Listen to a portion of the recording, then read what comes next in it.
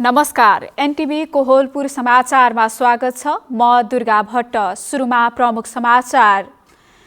नेपालमा कोभिसिल्ड नामक कोरोना विरुद्धको खोपलाई आपतकालीन प्रयोग गर्न सरकारको अनुमति। निजी क्षेत्रलाई पनि खोप आयात गर्न बाटो खुल्ला। राष्ट्रिय भूकम्प सुरक्षा दिवस सचेतनामूलक कार्यक्रम गरी मनाइयो। निर्माणमा विशेष ध्यान दिन सरोकारवालाहरूको सुझाव। कञ्चनपुरको महाकाली नदीमा निर्माणाधीन पुलको भौतिक प्रगति 60%। यही आर्थिक वर्षभित्र पुल निर्माण कार्य सम्पन्न हुने। इन्डोनेसियामा शक्तिशाली भूकम्प जाँदा कम्तीमा 34 जनाको मृत्यु, 100 व्यक्ति भग्नावशेषमा पुरिएको अनुमान। र प्रधानमन्त्री कप 1 दिवसीय पुरुष क्रिकेट प्रतियोगितामा विभागीय टिम आर्मीको शानदार सुरुवात। गण्डकी प्रदेश 79 रनले पराजित। समाचार अब विस्तारमा। सरकारले कोभिड विरुद्धको खोप प्रयोग गर्नलाई भारतीय कम्पनी सिरम इन्स्टिच्युटलाई तत्कालको लागि प्रयोग अनुमति दिएको छ। औषधि व्यवस्था विभागको आज बसेको बैठकले कोभिसिल्ड खोपको आपतकालीन प्रयोगका लागि उत्पादक कम्पनीलाई अनुमति दिएको विभागले जनाएको छ। भारतमा उत्पादन भइरहेको कोभिसिल्ड नामको कोरोना भाइरस विरुद्धको खोपले नेपालमा आपतकालीन प्रयोग गर्न अनुमति पाएको छ। औषधि व्यवस्था विभागको बैठकले भारतीय कम्पनी सेरम इन्स्टिच्युटले उत्पादन गरेको खोपलाई आपतकालीन प्रयोगका लागि अनुमति दिने निर्णय गरेको हो। सरकारले कोरोना भाइरस विरुद्धको खोप प्रयोग गर्न अनुमति दिएको यो पहिलो खोप हो। यस्तै सरकारले निजी क्षेत्रलाई पनि खोप आयात गर्ने अनुमति दिएको छ। विश्वकै ठूलो औषधि तथा खोप उत्पादक भारतीय कम्पनी सेरम इन्स्टिच्युटले अक्सफोर्ड विश्वविद्यालय र अस्ट्राजेनेकाले विकास गरेको खोप भारतमा उत्पादन गरिरहेको छ। सरकारले कोभ्याक्स अन्तर्गत पहिलो लटमा आउने भनिएको 3% खोप आउन ढिला भए आफै खरिद गरेर भए पनि खोप छिटो ल्याउने जनाएको छ। सिरमले उत्पादन गरेको खोप 2 देखि 8 डिग्रीसम्मको तापक्रममा राख्न सकिन्छ। अहिलेसम्म 3 आयातकर्ताहरूले आवेदन दिएको र आवेदन दिने मध्ये 2 वटाको थप अध्ययन भइरहेको विभागले जनाएको छ। नेपालमा क्लोभर बायोफार्मास्युटिकल्स अस्ट्रेलिया तथा भ्याक्जाइन पिटिवाई लिमिटेड अस्ट्रेलियाले उत्पादन गरेका कोभिड-19 खोपको तेस्रो चरणमा परीक्षण गर्न अनुमति दिइसकेको छ भने भ्याक्जाइनले उत्पादन गरेको कोभ्याक्स 19 खोपको परीक्षणका लागि पनि प्रक्रिया अघि बढेको विभागले जनाएको छ। यसैबीच नेपालमा आज थप 270 जनामा कोरोना भाइरस संक्रमण पुष्टि भएको छ। त्यस्तै गत 24 घण्टामा 390 जना संक्रमण मुक्त भएको स्वास्थ्य तथा जनसङ्ख्या मन्त्रालयले जनाएको छ। अहिलेसम्म संक्रमण मुक्त हुने 2,60,567 जना छन्। कोरोना संक्रमणबाट थप 5 जनाको मृत्यु भएको छ। अहिलेसम्म मृत्यु हुनेको संख्या 1948 रहेको छ। प्रेम बुढा छेत्री, एनटिभी कोहलपुर। सुदूरपश्चिमको कैलाली कञ्चनपुरमा थारू समुदायको बाक्लो बसोबास छ। अन्य समुदायमा माघ 1 गते नै माघी पर्व सकिएको भए पनि थारू समुदायमा माघ 2 गते पनि माघीको रौनक देख्न सकिन्छ।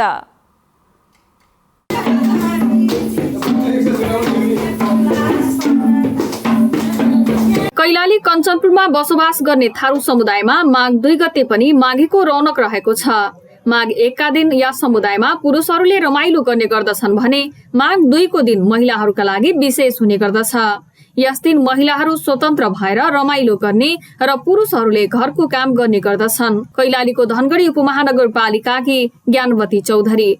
आज महिलाको माघ हो। आज दिनका नाच्थी जाँड दारू खैली नस्ती नाच गान करछी ना रमाइलो हुई हमार। अब काल के दिन हमार पुरुष कन रछिन माघी उठी गीत गाकन हमरा अपन रमाइलो करछी नहीं रमाइलो करछी जोन जे चीज जेना रछिन डेट अपन इच्छा अनुसार से हमरा टाडी ओटा देव के कनी गछि नहीं हाम्रो रमाइलो करछी आखि माघ मना पटया रछिन बहुरेन रछिन जेछिनेन रछिन त हुकरा उजा गइरे छिन खाना पिना बनै छिन बनै छ काहे नि बनै छ जे पुरुष पे बनै छ। आजका दिन महिलाहरू समूहमा मिलेर गाउँमा प्रत्येक घर गएर मगौटा नाच नाच्ने गर्दछन्। साथै मिठा मौलिक परिकारहरू खाने र दिदी बहिनीहरू रमाइला गफ गर्ने गर्दछन्। बचल सुरिक शिकार खैली अष्टकटा मनाइली खानपिन हुन्छ खानपिनमा विशेष आज महिलाहरूलाई छुट हुन्छ। बिक्री सुरिक शिकार अनि जाँड झोर दारू सब चास खै ठिकैको का कर गरी हिट आज दिन त महिलाका विशेष दिन हुनाले नि गरी ठैगैको सालभरको त्योहारमा त मजा मस्ती त गर्न परल जेना। वर्षभरि महिलाहरू घरको काममा व्यस्त रहन्छन्, त्यसैले उनीहरूको स्वतन्त्रताका लागि बुढापाकाहरूले एक दिन छुट्याएको थारू समुदायका महिलाहरूले बताएका छन्। यस दिन माइत आएका दिदी बहिनीहरू भेटघाट गर्ने, घर घरमा गएर मघौटा नाच नाच्ने, जाँडसँगै माछाको अचार र सुँगुरको मासु अनि ढिक्री लगायतका मिठा परिकार खाएर रमाइलो गर्ने गरेको महिलाहरूले बताएका छन्। यसै दिन थारू समुदायमा घरको बोली र गाउँको मुखियाको चयन पनि हुने गर्दछ। निर्मला खडायत, एनटिभी कोहलपुर, सुदूरपश्चिम प्रदेश, कैलाली। सुदूरपश्चिमको कैलाली कञ्चनपुरमा शुक्रबार पनि माघीको रौनक छ, तर केही वर्ष यता भने थारू समुदायमा माघीको रौनक विगतका जस्तो छैन। नयाँ पुस्ताले पुराना संस्कृतिलाई आत्मसात गर्न नसक्दा थारू बस्तीमा माघी मनाउने पुरानो शैली हराउन थालेको छ। विगतका वर्षमा पौष 15 देखि माघको 7-8 दिनसम्म थारू समुदायमा माघीको रौनक देखिन्थ्यो, तर यस वर्ष कोरोना संक्रमणको जोखिमका बीच कैलाली कञ्चनपुरमा माघी कसरी मनाइयो भन्ने विषयमा केही नागरिकलाई सोधेका छौं। हेरौं आजको आवाजमा।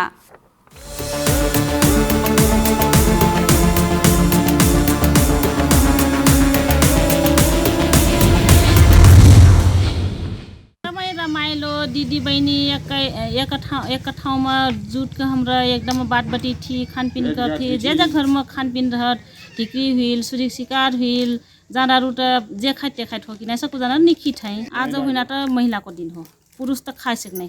आज त हम महिलन को दिदी बहिनी के एक ठाउँमा बैठ के बात बटीना खानपिन करना, हमरा जे सुरिक शिकार खाइ त सुरिक शिकार, जे नि खाइ त औरतिना तरकारी सँग खाइ ठाई। पहिला त यस्तो राम्रो हुन्थ्यो, घर घरमा एक हप्तासम्म नाचगान रातभरि बस हामीहरू मादल बजाउने नाच्ने, एकतर्फ लोग्नेहरू केटाहरू एकतर्फ केटीहरू हुन्थ्यो नि, त्यस्तो नाचगान हुन्थ्यो। अहिले जमानामा त्यस्तो छैन, अहिले हटिसकेको छ। हाम्रो अब हेर्नुहोस् के त्यो आफ्नो चौधरीहरूको चालचलन वेशभूषाहरू हराउनै लाग्छ आस्ते आस्ते। अब आजबाट सुरु भइहाल्छ हुन त नाचगान। हेर्नुहोस् आज पनि हाम्रो बारी गाउँमा चालु लेडिजहरू आइमाईहरू छन्। पहिला त आइमाईहरू नाच्ने थिए, केटीहरू नै नाच्थ्यो। हेर्नुहोस् केटीहरू अनि लोग्ने केटाहरू बस एक घर नाच्यो अर्को घर बस मुर्गा बोल्छ नि, मुर्गा त्यहाँसम्म नाचगान नै सुरु हुन्थ्यो। हेर्नुहोस् पहिल्यै नुहाएर त्यसपछि ढिङ्ग्री खाएर त्यसपछि सबैलाई ढोग लाग्ने चलन थियो होइन। आफूभन्दा ठुलो मान्छेलाई ढोग लाग्ने, त्यसपछि आफूभन्दा सानो मान्छेलाई ढोग लिने चलन थियो। अहिले त्यो पनि त्यही छ, तर सिस्टम चाहिँ फरक छ। अब पहिला जस्तो अब रातिकै उठेर बुङ्गुर मार्दैनन्, अब त्यही बिहानै मार्छन् बुङ्गुर होइन। त्यति पनि मङखरा पनि नाच्दैनन् अचेल होइन। त्यही जाँड खाएर नाच्ने हन्, जाँड खायो मादल बजायो बस नाच्यो। अब मजा से है फिर मनाया आप तो है अभी ऊंचा लग के फिर बहुत से है मनाई फिर आप कम मैं थे। अब आजकल तो है माघी मिलन फे बनी थे, आजकल तो है पहले तो माघी मिलन फे नहीं बनाई।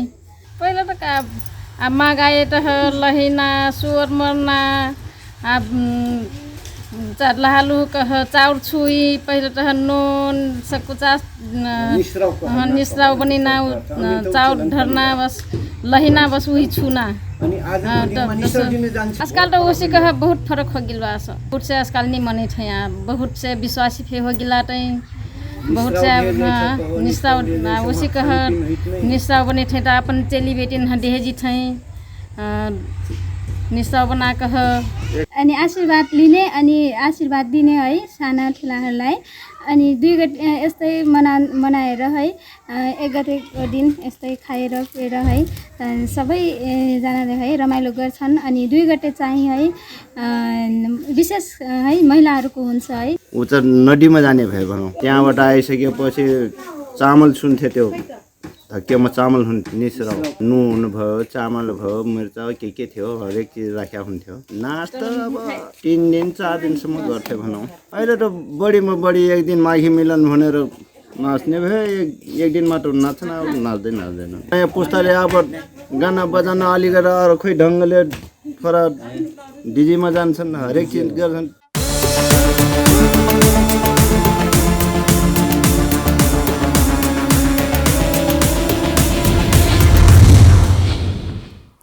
आज राष्ट्रिय भूकम्प सुरक्षा दिवस विक्रम सम्वत 1990 माघ 2 गते दिउँसो 2:24 बजे भूकम्प गएको सम्झनामा आज देशभर विभिन्न कार्यक्रम आयोजना गरी 23औं राष्ट्रिय भूकम्प सुरक्षा दिवस मनाइँदैछ।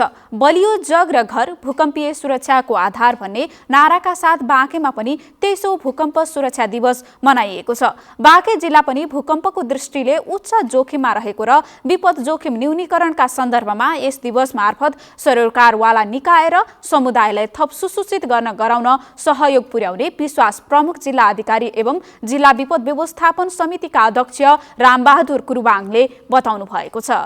वर्ष अगाडि 90 वर्ष अगाडि चाहिँ एउटा ठुलो भूकम्प गएको थियो। त्यसपछि हामीले फेरि बिहोर्यौँ। अबको पालो चाहिँ यो क्षेत्रमा भन्ने चाहिँ अब सुनिएको छ, विज्ञहरूले भन्छन्। त्यसकारण चाहिँ यो अघि पनि हाम्रो चाहिँ प्रस्तुतकर्ताले भन्नुभएको छ कि यो क्षेत्र चाहिँ अब भूकम्पको दृष्टिकोणले अत्यन्त जोखिमपूर्ण छ र अघि प्रेजेन्टेसन गर्ने प्रस्तुतकर्ताले भन्नुभएको छ, मलाई चित्त पनि बुझ्यो। वास्तवमा भूकम्पले हाम्रो ज्यान लिँदैन, भौतिक क्षति हुँदैन। हामीले बनाएका संरचनाहरूले क्षति पुर्याउने हुँदाखेरि संरचना बनाउँदाखेरि हामीले ध्यान दिनुपर्छ। दिवसका सन्दर्भमा सशस्त्र प्रहरी बल नम्बर 42 रिजर्भ गण हेडक्वार्टर शमशेरगञ्ज बाँकेले भूकम्पपछिको खोज तथा उद्धारमा प्रयोग गरिने औजार तथा सामग्रीहरूको प्रदर्शन गरिनुका साथै कृत्रिम घटना अभ्यास गरी घाइतेहरूको प्राथमिक उपचार नेपाल रेड क्रस सोसाइटी बाँकेको प्राथमिक उपचार समूहले गरेको थियो। समाचारको क्रम जारी नै छ। अहिलेलाई एकैछिनको विश्राम।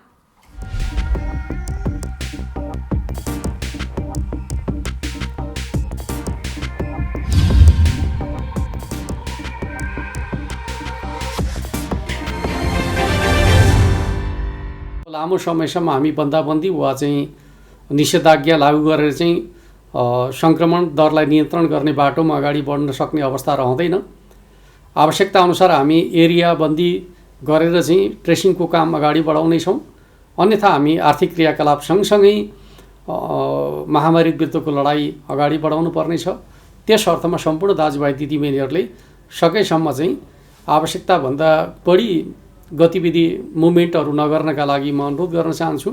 घर बाहिर निक्लनु पर्दाखेरि अनिवार्य रूपमा स्वास्थ्य सुरक्षा मापदण्ड प्रयोग गर्ने, मास्क लगाउने र कुनै पनि वस्तुलाई छोइसकेपछि सार्वजनिक स्थानका वस्तुहरूलाई छोइसकेपछि सेनिटाइज गर्ने वा चाहिँ साबुन पानीले हात धुने जस्ता मापदण्डहरू प्रयोग गर्ने र एकअर्को व्यक्तिबाट चाहिँ निश्चित दूरी बनाएर चाहिँ संवाद गर्ने खालको तरिका प्रयोग गर्यो भने यो महामारी विरुद्ध हामी आफूलाई सुरक्षित गर्न सक्छौँ। त्यो दिशामा सम्पूर्ण दाजुभाइ दिदीबहिनीहरूको सहयोग हुनेछ भन्ने विश्वास र अपेक्षाका साथ म हार्दिक अनुरोध गर्न चाहन्छु। जनचेतनाका लागि लुम्बिनी प्रदेश सरकार मुख्यमन्त्री तथा मन्त्री परिषदको कार्यालय रूपन्देही। विश्रामपछि समाचारमा पुनः स्वागत छ। अब बाँकी समाचार।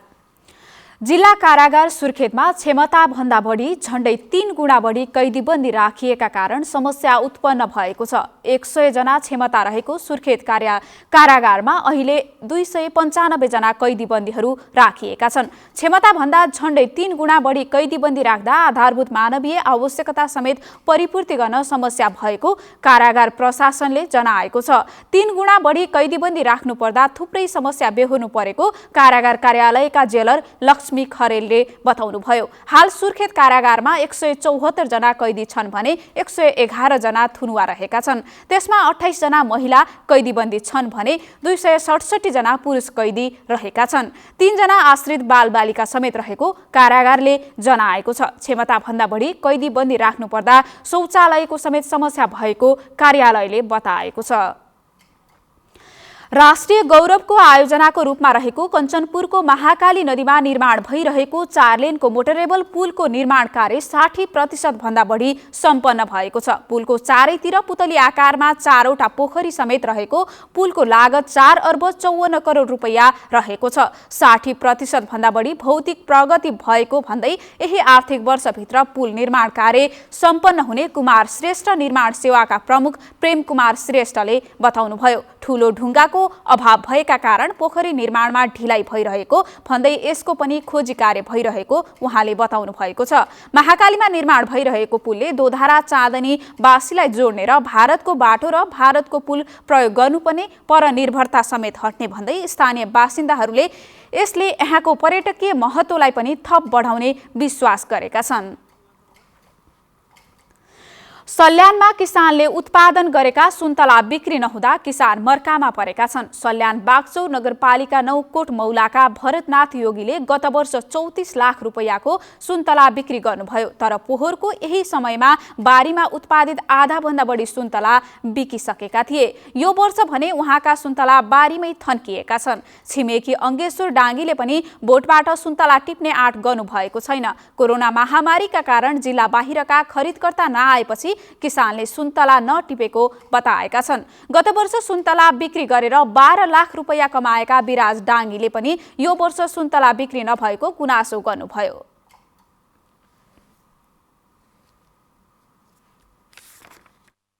मुख्य कारण कोरोनाको कारणले पनि अहिले आर्थिक मन्दी भएको कारणले पनि तपाईको महोत्सवहरू लाग्न सकेनन्। त्यो कारणले सुन्तला निर्यात हुन सकेको छैन। अनि अहिले यो हाम्रो यस गाउँमा प्रणाली दर्ता गरेर केही सुन्तला व्यापारीहरूले प्रणाली दर्ता गर्नुभएको छ। उहाँहरूले सिन्डिकेट लागू गर्नुभएको छ कि 55 उहाँको ठुलोको रेट र 19 सानोको रेट भनेर उहाँहरूले बाहिरका व्यापारीहरू पनि आउन सकेका छैनन्। त्यस कारणले सुन्तलाको मार्केट पनि छैन भन्ने हल्ला। कोभिड-19 को कारणले पनि सायद बजारमा बिक्री नभएर नहोला सायद, र यो वर्ष यहाँ व्यापारीहरू आउनुभएको छैन र आउनु होला जस्तो लाग्छ। लाग्नलाई जिल्ला कृषि विकास कार्यालयका अनुसार कोटमौलामा वर्षेनी झण्डै 5 करोड रुपैयाँको सुन्तला उत्पादन हुन्छ। यहाँका करिब 500 किसान परिवार व्यावसायिक सुन्तला खेतीमा लागेका छन्। सुन्तला खरिद गर्न गत वर्षसम्म काठमाडौँ, नेपालगञ्ज, धनगढी, बुटवल, नारायणगढ, दाङ लगायत जिल्लाका व्यापारी बारीमै पुग्ने गरेका थिए। सल्यानमा 1520 हेक्टरमा सुन्तला खेती गरिएको जिल्ला कृषि विकास कार्यालयको तथ्याङ्क छ। त्यसमध्ये 980 हेक्टरमा सुन्तला फलिरहेको कार्यालयका सूचना अधिकारी रेशम बहादुर बस्नेतले बताउनुभयो। उहाँका अनुसार जिल्लामा वार्षिक 10 करोड रुपैयाँको सुन्तला उत्पादन हुन्छ। डडेलधुरामा विमानस्थल निर्माणका लागि पटक पटक अध्ययनहरू भए पनि कुनै ठोस पहल नहुँदा विमानस्थल निर्माणको प्रक्रिया नै सुरु भएको छैन। नागरिक उड्डयन तथा मन्त्रालय अन्तर्गतको नागरिक उड्डयन प्राधिकरणका महानिर्देशक सञ्जय गौतम नेतृत्वको टोलीले 2072 सालमा डडेलधुरामा 3वटा सम्भावित ठाउँमा पुगी विमानस्थलका लागि अध्ययन गर्यो, तर पनि काम अगाडि बढ्न सकेन। प्राविधिक टोलीले डडेलधुरा सदरमुकाम नजिकै जोडिएको अमरगढी नगरपालिका 3 स्थित बिरादेई, गन्याबधुरा गाउँपालिका 1 मा पनि भागेश्वर सामुदायिक वन र अजयमेरु गाउँपालिकाको बकायल गरी 3 ठाउँको अध्ययन गरेको थियो। सम्भावना भएका ती ठाउँमध्ये एब्रो जहाजसम्म सञ्चालनमा ल्याउन सकिने सबैभन्दा उपयुक्त ठाउँ बकायल नै भएको टोलीको निष्कर्ष रहेको थियो। डडेलधुराको अमरगढी नगरपालिकाले हाल प्रोफाइल तयार गरी विमानस्थल निर्माणको सम्भावना र त्यसले जिल्लामा हुन सक्ने विकासका विषयमा अध्ययन गरिरहेको छ। प्रोफाइल निर्माणपछि नगरपालिकामा विमानस्थलका लागि गुरुयोजना बनाई प्राधिकरणसँग विमानस्थलका लागि पहल गर्ने नगर प्रमुख विश्वेश्वर प्रसाद ओझाले बताउनुभयो। समाचारको क्रम जारी नै छ, एकैछिनको विश्राम।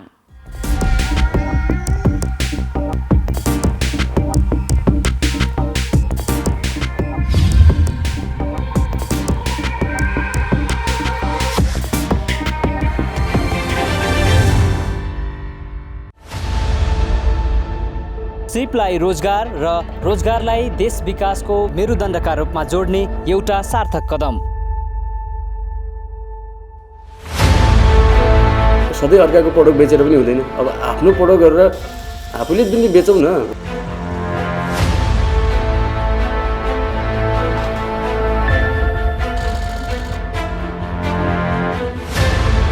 अरब र खाडीतिर होइन, नेपालकै आफ्ना बाँझा भूमि र झाडीतिर लाग्नु। जीवन यही छ। व्यवसाय गर्दाखेरि त अब चुनौतीहरू त अब धेरै छन् नि। हामीले आफ्नो उत्पादनलाई विविधीकरण गर्न सकेनौँ क्या, हामीले बायो प्रोडक्टतिर ध्यान दिएनौँ।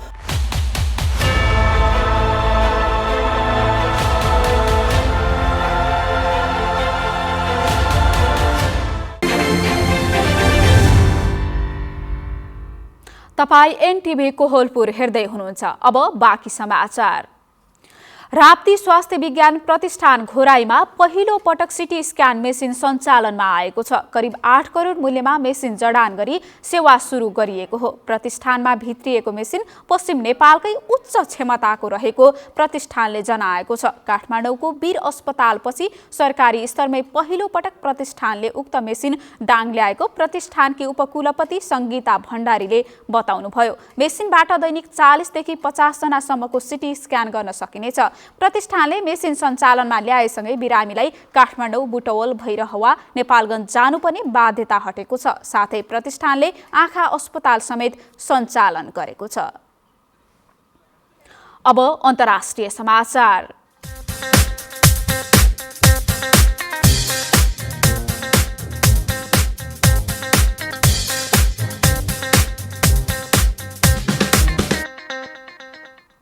इन्डोनेसियाको सुलावेसी द्वीपमा 6.2 म्याग्निच्युडको शक्तिशाली भूकम्प जाँदा कम्तीमा 34 जनाको मृत्यु भएको छ।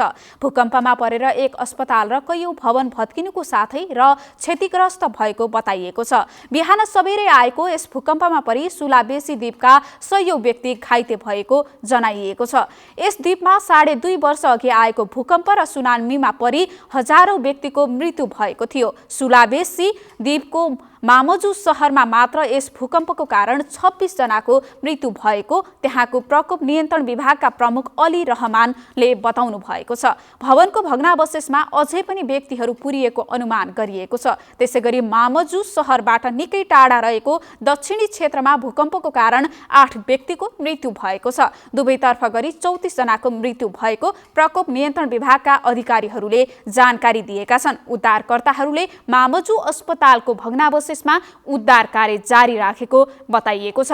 भूकम्पको कारण भएको धनजनको क्षति लगायतको विस्तृत विवरण भने प्राप्त भएको छैन। अब आर्थिक समाचार।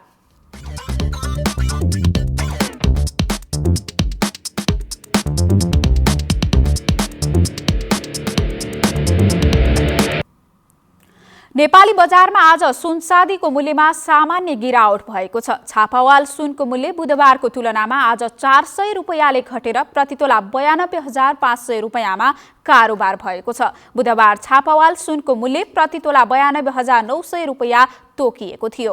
यस्तै तेजाबी सुनको मूल्य पनि आज प्रतितोला 92,000 रुपैयाँमा कारोबार भइरहेको छ। चाँदीको मूल्य भने स्थिर रहँदै प्रतितोला 1,260 रुपैयाँमा कारोबार भइरहेको नेपाल सुन चाँदी व्यवसायी महासंघले जनाएको छ। अब खेलकुद समाचार।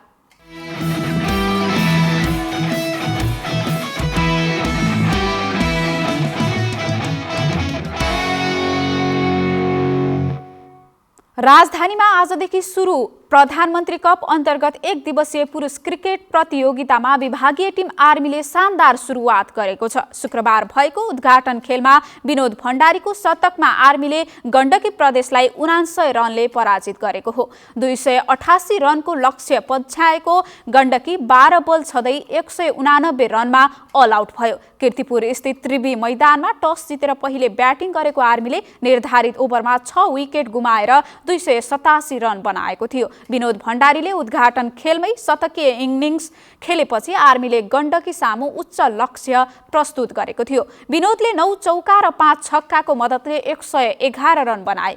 नेपाल क्रिकेट संघ क्यानले यसअघि प्रधानमन्त्री कप राष्ट्रिय महिला क्रिकेट दाङमा सम्पन्न गरिसकेको छ। प्रतियोगिता आउँदो माघ 17 गतेसम्म चल्नेछ। प्रतियोगितामा 7 प्रदेश र 3 विभागीय टिमको सहभागिता रहने क्यानले जनाएको छ। अब मौसम।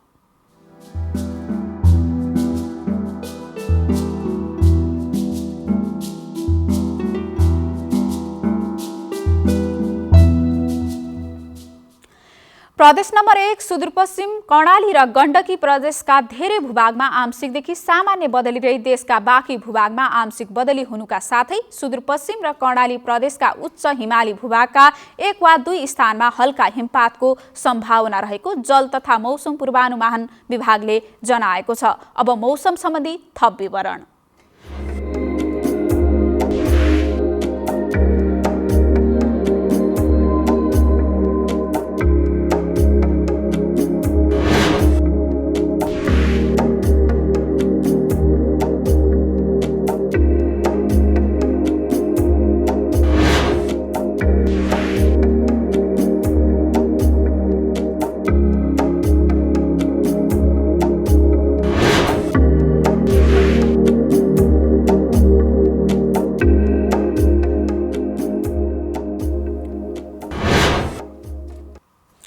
समाचारको अन्त्यमा प्रमुख समाचार पुनः एकपटक। नेपालमा कोभिसिल्ड नामक कोरोना विरुद्धको खोपलाई आपतकालीन प्रयोग गर्न सरकारको अनुमति। निजी क्षेत्रलाई पनि खोप आयात गर्न बाटो खुल्ला। राष्ट्रिय भूकम्प सुरक्षा दिवस सचेतनामूलक कार्यक्रम गरी मनाइयो। निर्माणमा विशेष ध्यान दिन सरोकारवालाहरूको सुझाव। कञ्चनपुरको महाकाली नदीमा निर्माणाधीन पुलको भौतिक प्रगति 60%। यही आर्थिक वर्षभित्र पुल निर्माण कार्य सम्पन्न हुने। इन्डोनेसियामा शक्तिशाली भूकम्प जाँदा कम्तीमा 34 जनाको मृत्यु, 100 व्यक्ति भग्नावशेषमा पुरिएको अनुमान। र प्रधानमन्त्री कप 1 दिवसीय पुरुष क्रिकेट प्रतियोगितामा विभागीय टिम आर्मीको शानदार सुरुवात। गण्डकी प्रदेश 49 रनले पराजित। हवस् त अहिलेलाई समाचारको सिलसिला यति नै। बिदा दिनुहोस्। नमस्कार।